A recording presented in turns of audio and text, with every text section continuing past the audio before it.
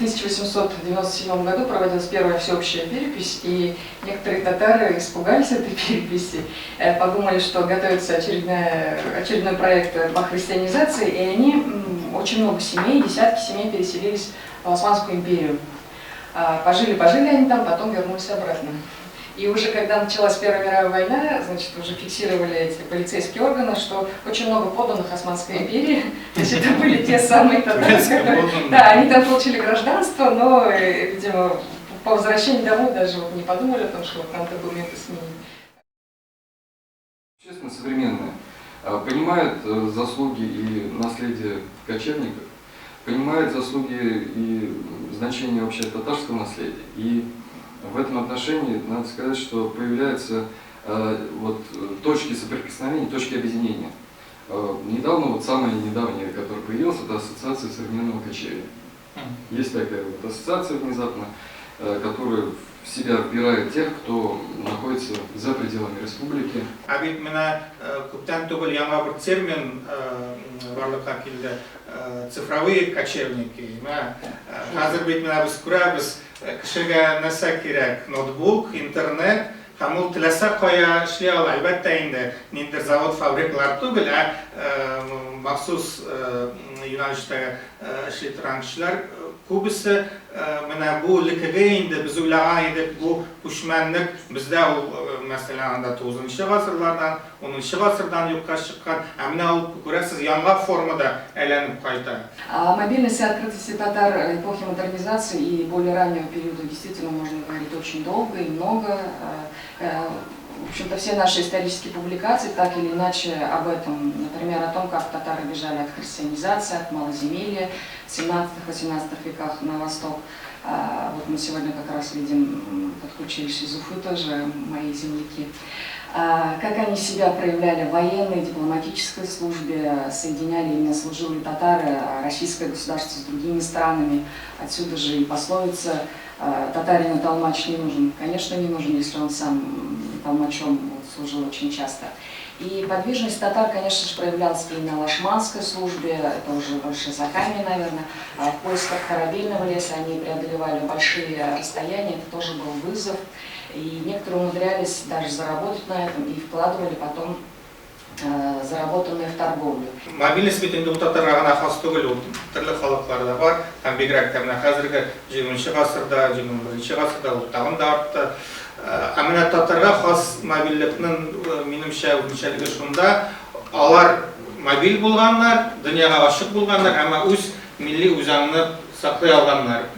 Шундый менә сыйфатларны. Татарлар барысы да массовый рәвештә мобильный булып сәяхәтләргә йөрмәсә сәбәбе, аларның җәмгыятьнең аерым бер шәхесләре үзләренең сәяхәтләре аркасында юл язмаларын язып калдырып, через литературу инде үзләренең милләттәшләрен, мин әйтер идем, виртуаль рәвештә мобильлеккә китереп чыгарганнар.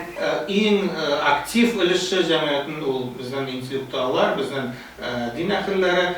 Һәм инде әгәр дә сез карасагыз, бүген галимнәр әйтәләр, менә мобильлекнең, бу хәрәкәтчәнлекнең бер этәргече ул белем һәм мәгариф системасы. Шунап та без бүген сөйләшкән тема ул шунап та сөйләгәннәр арасында да, башка һөнәрләр арасында бүген сөйләгән сүзләрдә барсында чагыштыра.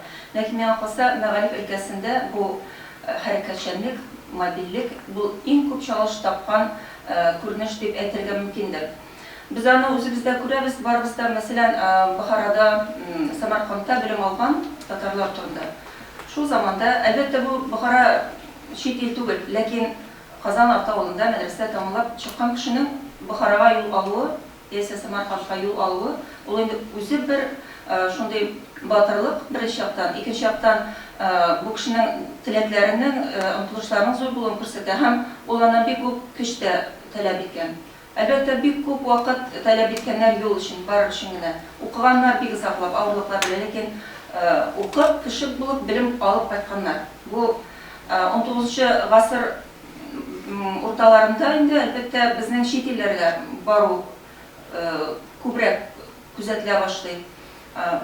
Dini bilim берүү системасының ең шундай атаклы үзәкләреннән булган Әл-Асқар, Каһирәгә барганнар, Мәдинәгә, Мәккәгә барганнар татарлар, Османлы империясының башка шәһәрләренә, Истанбулга барганнар, хәтта Һиндстанга барып чыкканнар татар яшьләре ислам белемен, мөселман белемен алар өчен.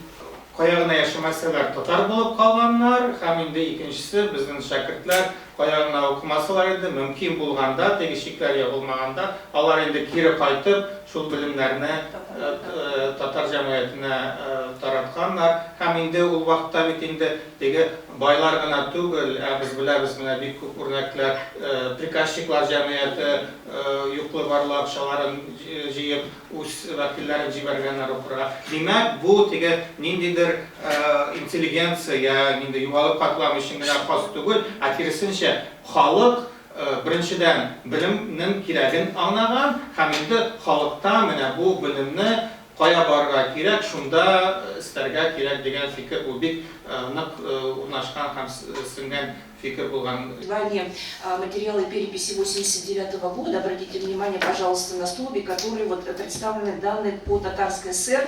Татары и русские к 1989 году подошли практически с одинаковой профессиональной структуры, социально-профессиональной структуры с местными русскими ТССР.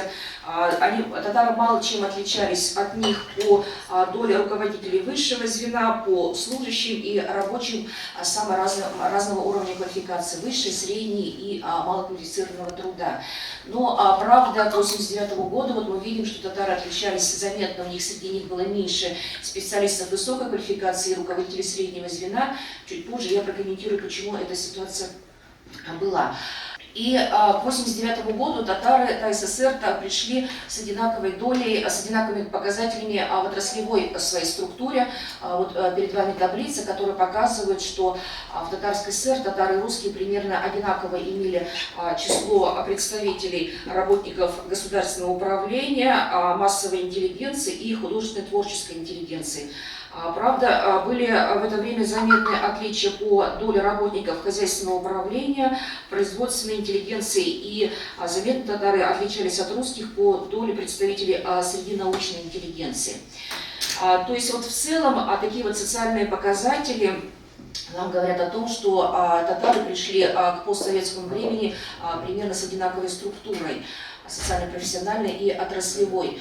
И надо понимать вот значимость вот этих процессов, ведь прекрасно мы знаем, что еще к началу советского времени татары имели достаточно невысокий уровень урбанизации в сравнении с теми же, скажем, представителями русского народа, заметно отличались, имели более низкие показатели по производственному отряду, представителей производственного отряда, они имели более низкий уровень владения русским языком, поэтому вот в советское время происходили очень такие вот активные процессы вклеивания татар вот в социально-профессиональную, образовательную структуру.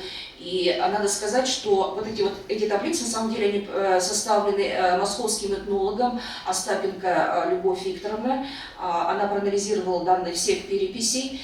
И очень интересное ее наблюдение связано с тем, что она подсчитала не только вот каким образом происходило изменение вот этой социально-профессиональной отраслевой структуры, но и темпы социальных преобразований среди народов СССР. И вот очень интересно ее заключение о том, что татары, по ее мнению, если бы вот СССР дальше развивался и не развалился, то татары могли бы даже обогнать русских Татарской ССР по многим социальным показателям.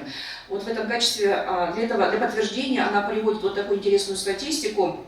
Например, доля руководителей высшего звена и специалистов высокой квалификации у татар с 1959 по 1989 год выросла в 2,3 раза, а у русских ТССР лишь в 2 раза. То есть вот потенциал вот такой вот мобильности, активности у татар был заметно выше даже, чем у русских, которые обладали более высоким уровнем урбанизации, занимали более высокие социальные позиции еще в начале СССР. И мы знаем, что да, татары очень активно вовлекались во все эти официальные проекты, которые были в Советском Союзе, да, там и Целина, и прочие, Сибирь и так далее. Но были же, и мы знаем, и частные татарские проекты, там вот бригады строителей, которые ездили и так далее, и так далее. То есть это вот как бы наложилось одно на другое, да, и то, что развивалось в досоветский период, оно продолжалось уже в новых формах приобретать какие-то новые формы и в советское время. Интерес к татарской миграции есть очень большим. У большого количества исследователей это связано не только вот с каким-то чисто национальным там, колоритом, да, национальным духом, а это, я говорю, связано с действительно глобальными процессами, потому что мы изучаем опыт различных иммиграций, различных диаспор, особенно 20-го, вот, начала 21 века, для того, чтобы понять, каким будет мир потом. Потому что опыт разных иммиграций нам показывает, разных диаспор показывает, как шел процесс адаптации к этим процессам мобильности, потому что мир идет дальше к большей открытости, к большей мобильности и наставить и к тому, как человек там, в мультинациональном обществе будет сохранить свою идентичность, а если еще и семьи будут мультинациональными, не только межнациональными, как мы привыкли, а мультинациональными, если корни будут совершенно из разных происхождения, да, как человеку самому себя самоидентифицировать и сохранять себя в историческом процессе. Я хочу сказать, что эта тема, она очень актуальна и с каждым годом все более актуализируется. И вот интерес к исследованию там, татарской диаспоры, вот я считаю, это вообще нужно делать большой акцент, потому что мы как-то не учитываем, что в 20 веке большие, скажем так, исследования внутри самой миграции татарской происходили по поводу движения татарской нации, куда. То есть не надо делать акцент только на истории татарской ССР. Я вот считаю, что хорошо мы отметили историю татарской ССР столетия в прошлом году, но извините, посредством создания татарской ССР большое количество людей просто уехало за рубеж, и мы не знаем, что там происходило. И, скажем так, сейчас только начинаем понимать, какие процессы происходили. А люди тоже думали о том, как нации дальше развиваться, как сохранять себя за рубежом. И вот в этих, причем различных национальных